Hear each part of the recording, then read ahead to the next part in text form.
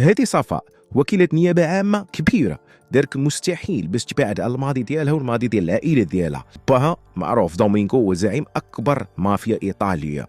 هي اختارت طريق القانون وولات وكيلة نيابة عامة، كتجرم ورا المجرمين وكتدافع على العدالة. ولكن نهار اللي غيدخل باه في واحد القضيه اللي كبيره، هي غتقلب من الفوق لتحت. وخوها رالف حتى هو غادي يدخل الحبس.